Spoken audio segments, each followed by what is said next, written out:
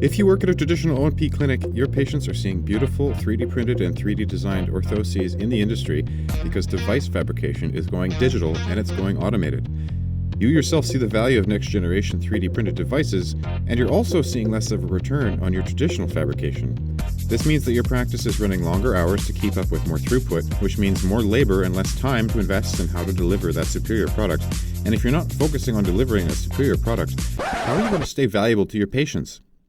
It's not a hard fix. It's the simple idea of helping your clinic go beyond analog, which is where 90% of other practitioners usually stop.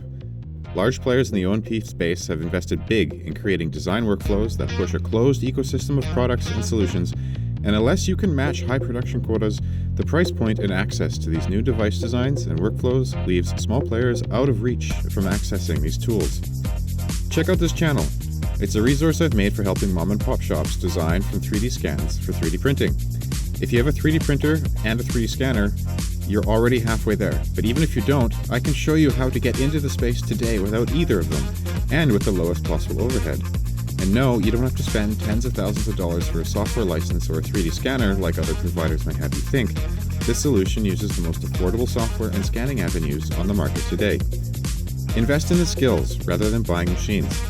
Become literate in digital design tools and see how you can participate in the same space as these SAS providers at 10% of the upfront cost of doing so, because that's what it means to be a literate consumer in this CAD space. My name is Arthur, and I help practitioners or technicians in the O+P field become digital craftsmen on their journey to going digital.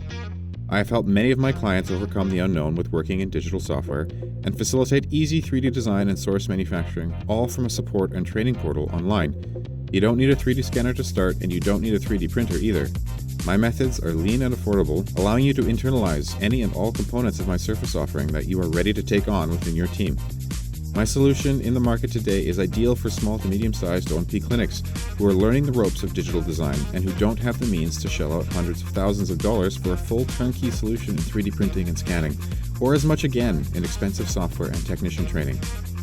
Graduate into software as a service offerings when you know the tools and lingo to see where they serve and where they take from your business. Invest in your skills over buying machines, and invest in your practice over investing in some other business platform. So again, it's not a hard fix. It's digital design literacy for orthotists, and by taking this one step, you can turn your clinic into a modern and competitive O+P shop that uses 3D printing for 10% of the upfront cost. That's it. That's the fix. Subscribe for more free content and visit our website to schedule a free strategy session specific to your needs. Hi guys, welcome to the channel. Today's video we're going to be going over how to make a lattice socket liner from scratch, start to finish, using agnostic generalist CAD packages. This video is in response to a lot of the market material I'm seeing out there on LinkedIn and on the internet about lattice designs in 3D printed prosthetics and orthotics. There was a lot of 3D printed devices at trade shows this year, and it's really starting to take off.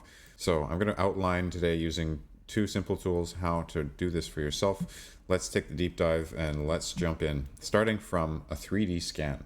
So starting off, we're going to open up ZBrush, and we're going to start from a neutral palette and bring in a 3D scan that we're going to clean up and use for this process.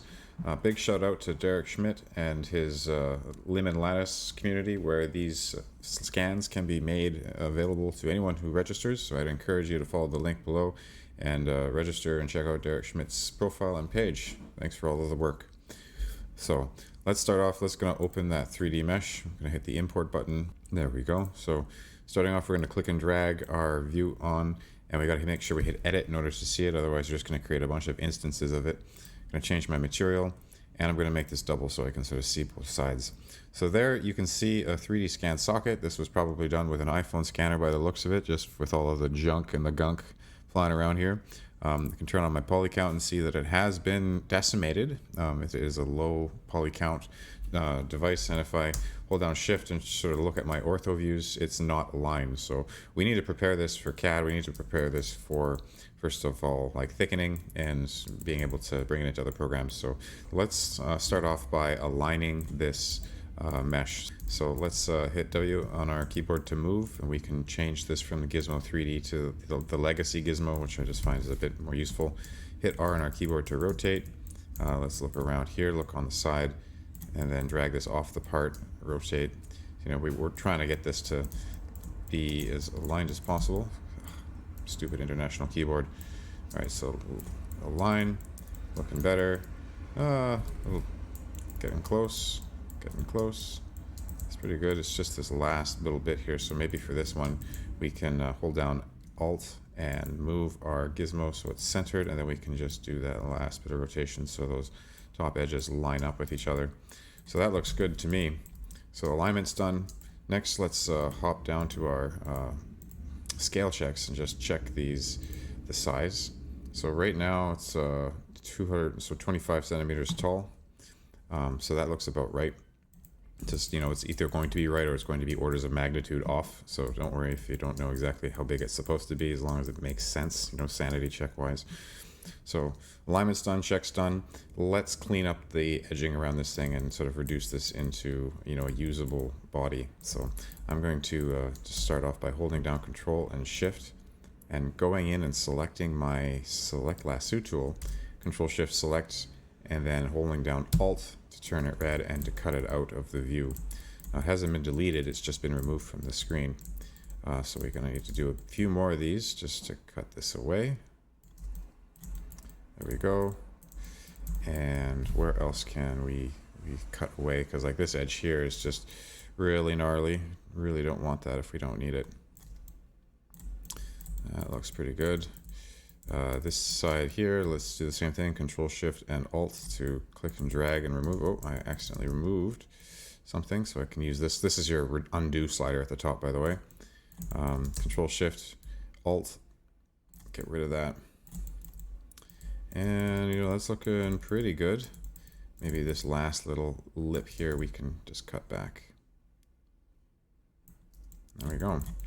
So with that removed, we can delete that hidden. So now it's just this part. And now we can polish it a bit. So there's a polish feature here we can just try and bring that seam back. We can try polishing by group a bit as well. It looks pretty good. What else can we do? Well, we can start to modify this a bit because you know, this probably caught the bottom of the socket and gave, you know, the bottom floor a bit of an indent, probably for like a shuttle lock or something. So we can probably confidently smooth that out or just move things around. So now that we have something like this, let's duplicate it so that we have the original, and we can maybe do some modifications now. So brush move elastic, BME on your keyboard, spacebar to change your size. And you know, let's look at the distal tibia head. I believe that's what this is called, and I can sort of bring that out and just provide some offloading. I can provide some offloading here, and you know, maybe at the bottom of the knee, I can provide some inloading, if that's what it's called. I'm not a prosthetist, I'm just a CAD operator at the end of the day, but you sort of get the drift, right? There are tools where we can quickly go in and modify and build up or take away material. So with that duplicate on the screen, we can sort of see now where things have been modified, right? So we can go flip between this one and the original, and you can see that we've just, you know, we added some material here in the positive and in the positive, and taken some material away in the negative there. So in our duplicate now, you know, we've modified it. This would be, you know, a shape that we would want to take forward into making a socket. So let's start off by creating a quad mesh. Quad meshes in ZBrush are amazing. It's one of the main reasons why I use ZRemesher and ZBrush, is because the quality of their remeshing is just bar none, some of the best in the industry. You can't ever encounter remesher boarded. Fantastic. Another thing we can do real quick is we can fill this hole, because this hole is going to probably give us some issues. So that's actually using the Z-Modeler tool. The Z-Modeler tool allows us to go in and select an edge. And as we select the edge of this triangle, we can, spacebar, we want to fill or close this with a concave hole. So we can sort of just ascribe that to the edge here. Well, there it is. And then we can auto group that so it's not this two different groups. That will be important. Labeling a texture, quad meshing, groupings, auto group. Now will you Z-remesh for me, sir? Hey, there we go. So that was, if you notice, we had that issue before where it just didn't quad mesh. So looking at this now, if we hide the one above it, you know, quad mesh, really great, but it's very dense, very, very dense for what I'm looking for. I'm probably looking for about, you know, a half of this density. And we're watching out for these kind of things, these knots. I call them knots, you know. We want this shape to be as best to our ability, completely grid-like, square from top to bottom. So these edges won't do, you know, and some of these knots that are showing up won't do either. So we can polish by group a bit to help. So that really helps, right? And then when we remesh again, we can half the density. So Z remesh again, that looks much better. We're getting there, but let's polish by group one more time just to sort of help that. There we go, nice and smooth. Let's half remesh this. Let's see what happens. All right, that looks pretty nice. That looks really nice, actually. Maybe a bump knot there that I would avoid. So let's keep it at the same, and let's just remesh it one more time. Remesh it one more time. Not probably. Which one do I like? This one. This one. Actually, I will keep this one. So you can see how we're kind of getting flow lines that are kind of, what do you call it, like they twirl, they spiral across the part as we work. I kind of don't want that. So how do we help this along? So what we can do before we start this process is we can create some groups. So if I create a mask by holding Control and select a mask like this, I can group this masked area and then polish those group edges so they're nice and flat. So that's going to be a meridian line that will actually help us when we do this Z remesh. Whoops. Same thing here. I can go and divide the whole thing in half up here, group this masked, and then polish by groups, make that, you know, straight up and down. Now we have these dividing lines. So when we do our Z remesher now, by keeping our groups, and let's just make this a count of 5. Let's see what happens. Oh yes, much nicer, much nicer. So very good. Let's polish by groups again. Let's half this. Let's Z remesh again. Let's polish by groups. Getting nice and smooth. Let's go half Z's one more time. Whoops, nope. Back out. Z remesher. Nice. Fantastic. So this would be an acceptable CAD surface by far. Some of the best. So this is now prepared, aligned to scale, and ready to go into our frankenflow Fusion 360 as a next step. So let's just update our size ratios one more time. So this is 238 centimeters, 238 millimeters, sorry, 23 centimeters tall. And with that correct, let's export this as an OBJ, because OBJs are the only things that can go into Fusion 360 as a quad mesh. Fun fact. Quad mesh socket. All right, so now that we've opened up Fusion 360, let's go and find that mesh we just made, and let's drop it in. So it's upside down, and it's off to the side, so I'm just going to rotate this, make sure my front view lines up with the front view of the socket, and let's center and move this to ground, and check the bottom, and let's just line up this origin in a useful way. You know, I want it as dead center into the bottom of the socket as possible.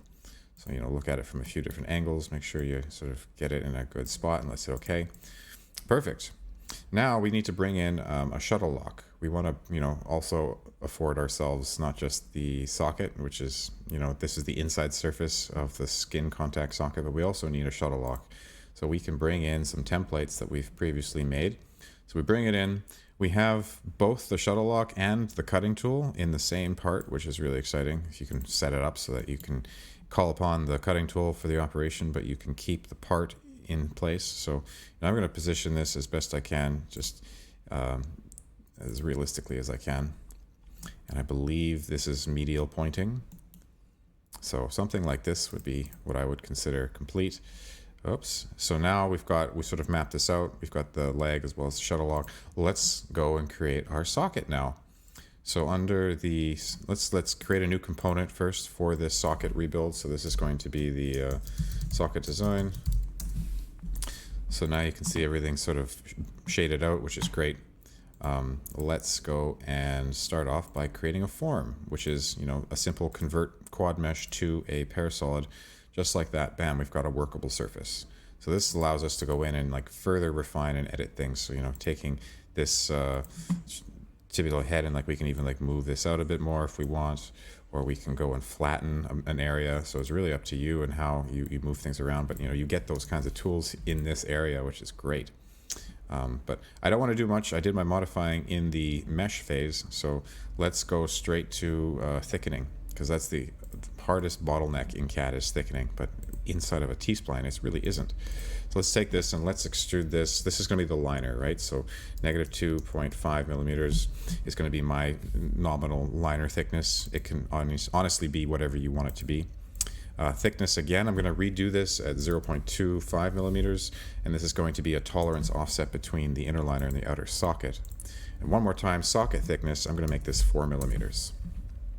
So now I've got 4 surfaces, right? One for the outer socket and inner liner, and we've got our shuttle lock, which we also need to include, right? So we need to take this outer surface, which is the latest body we've made. So let's hide all the other bodies, and let's go and look at it from the side. So starting from about here, I want to take all of these and just delete. There we go.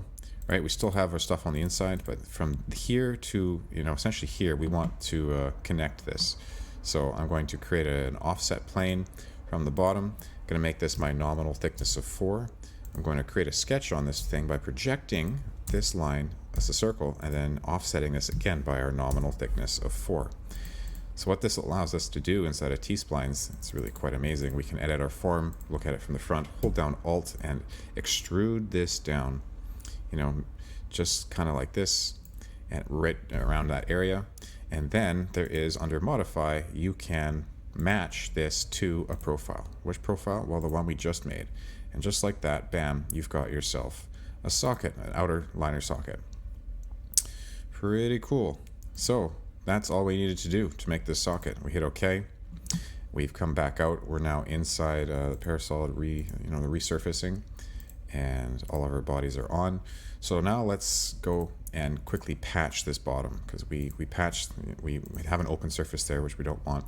And next we got to connect all these edges, and we can do that with a simple loft, making sure our chain selection is selected so we get that full profile.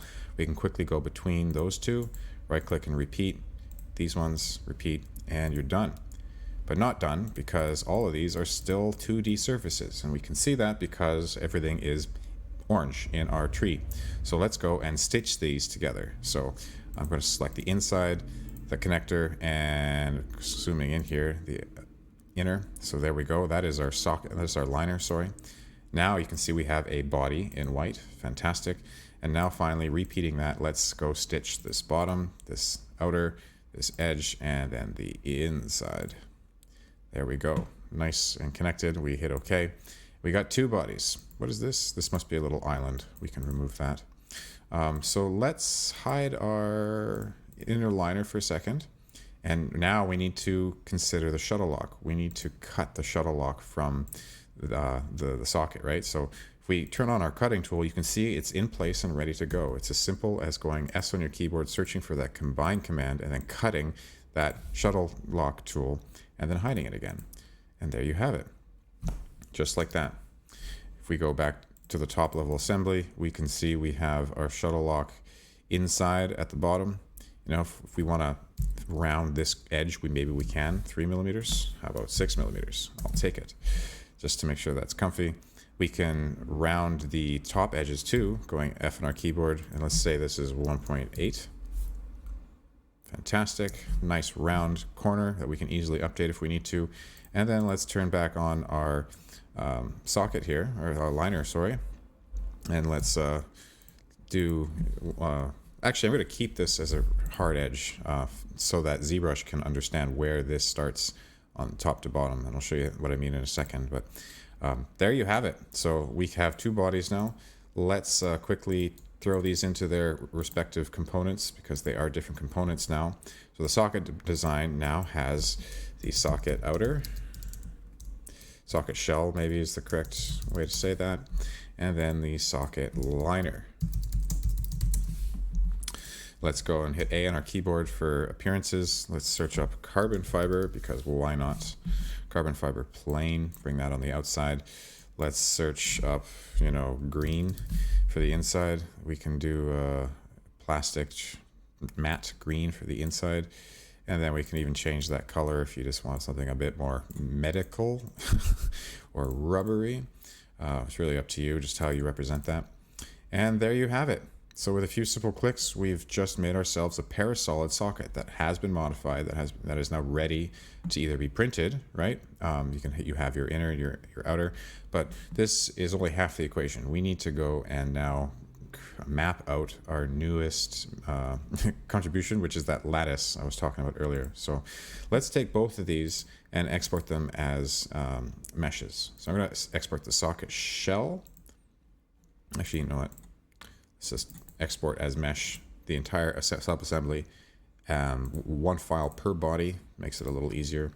And we're going to put those back on the desktop. So socket design. There we go.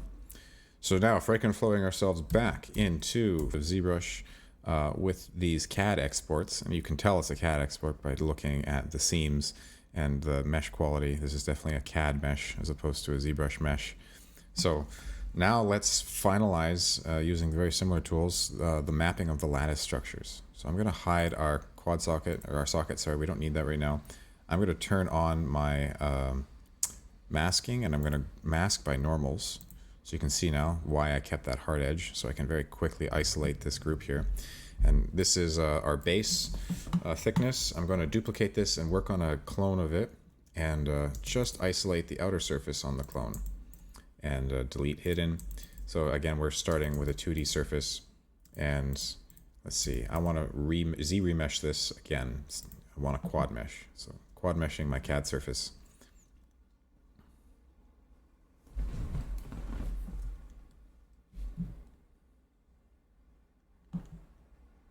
There we go.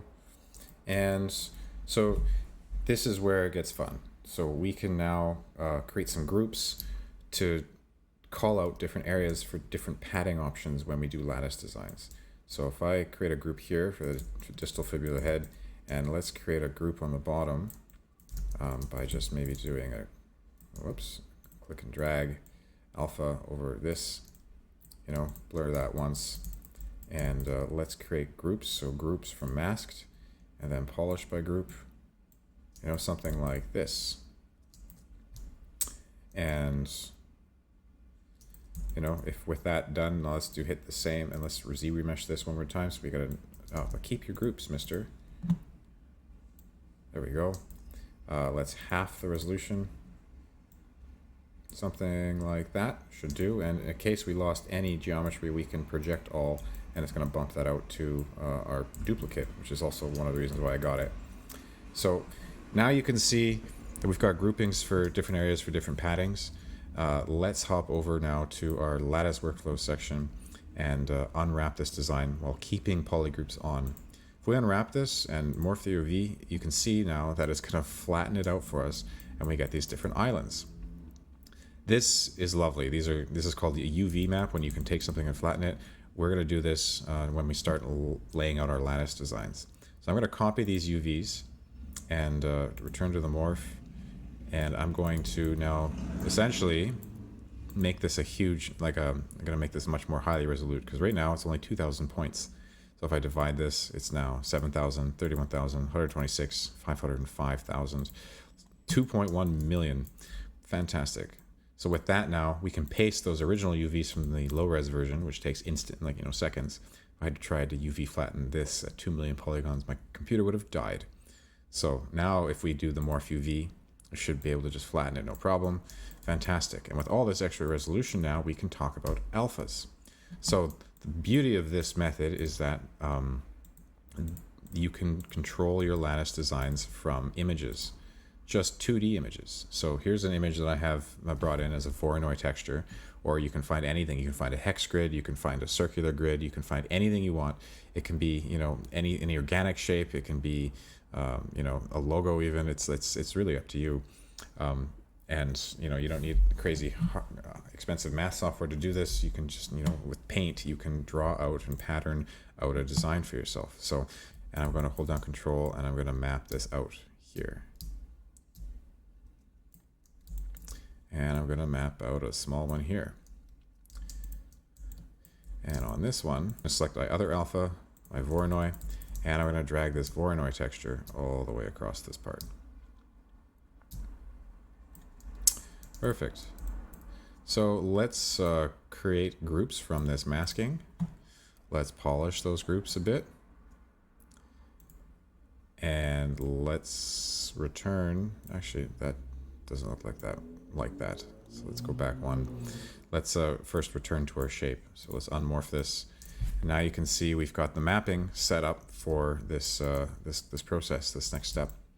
So I'm going to now isolate the groups we want to keep. So we want to keep all the little lattice bits, right? I want to delete the rest. Of course, my subdivisions need to be removed to have that happen. So delete the lower, delete the hidden.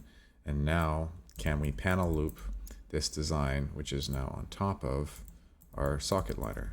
So let's panel this and see what happens. There we go. So we've just added about 1 millimeter of material traveling off of our socket. And you can see the different options now for comfort. Now this isn't going to be perfect. There will be probably, there's your seam. So the seam here, there's always going to be a seam using this method. But otherwise, you can really isolate, different areas for different textures, and then just use your eye or draw out a new texture for yourself in Paint and wrap that texture around. So this would be a completed liner for the demo, and let's go ahead and join this together. So we've got the top one and this one. This still has 2.47 million polygons. I cannot allow that to enter my CAD package. So let's reduce that mesh. Let's pre-process. Perfect. So with that thought of, let's zoom into this. Look how many triangles there are in here. There's just crazy amounts of triangles. But if I want this to be maybe 30,000, 40,000 polygons. So that's like 1% of the original size or less. Let's see what happens when I hit 1%. Not bad. Let's go back on Z. Let's do 3% because that was a little low. Fantastic. So just like that, we have a reduced socket, and now these two, I'm going to merge them down. So merge down, hit OK. These groups are now together. This socket is now ready to go. Let's update our size. Let's just check, just make sure our size is correct. It is. Fantastic. Let's export this as an STL back onto the desktop. And this is now our completed, lattice liner. Let's hop back over into Fusion here, and let's finish out our design, because auditability, traceability, and what have you. We should bring this back in to our completed design. So let's go and import a mesh to our socket liner. So this is the CAD liner that we made. And let's bring that in. Make sure our bodies are turned on. It should come in right in place. Fantastic. And there it is. So now we have our CAD socket, which we can turn off. We have our mesh liner, as well as our parasolid liner. So if you wanted either or, but you get an instance of both. So let's hit A in our materials. Let's try and make this a rubber material. So that's the soft material. Will let us do that. Turn off our mesh display face groups so we can see that, and that is hella dark. Let's go back, rubber soft, edit that. Let's make it more MJF-esque. Perfect. And this is where, if you have other hardware available to you, we can quickly throw those into just to finish off the design. So I have a pylon here prepared that I'm going to bring in and just snap to the bottom. So, I can bring this to this area there and just pop it in place. Fantastic. Let's throw on a Triton foot.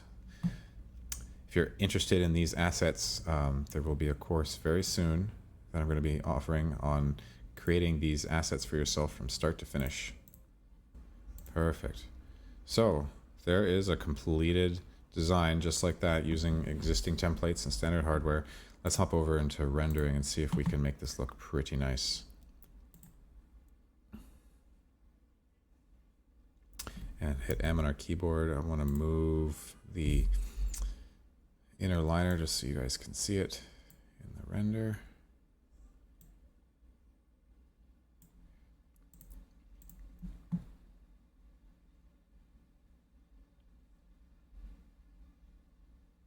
I gotta find a nice telltale direction to put this in. I need to bring this out a little farther, don't I? Just so you can get that bottom view. Really want to get that bottom view. Right? Something like this. Let's set up our render here. Solid color in the background. It's 5.4 landscape. Maybe 4:3. No, 16:9. That gives us a bit more space. Let's change our focal length so we have less distortion as we go and get this ready. Something. This is the hard part. This is the part you spend a lot of time just like thinking about. There we go, something like that. See what the in-canvas render looks like. Oh boy, I just bought a new computer and this is way faster than I was expecting. Something like that. Looks good to me. Capture that image. Save it to the window size, desktop, PNG, desktop, save. And there you have it. With a few simple clicks, we were able to frankenflow our way between ZBrush and Fusion 360, designing using the best of Fusion for dimensioning and tolerances and wall thicknesses, and the best of ZBrush, which allows us to unwrap and map out 2D textures across the surface. So thanks so much, guys, for sticking around. I know this was a long one, but this should give you a full process start to finish on how to design a socket and its corresponding lattice liner. So let me know what you think in the comments. Subscribe to the channel for more, and I will see you guys next time at O+P Digital Designer.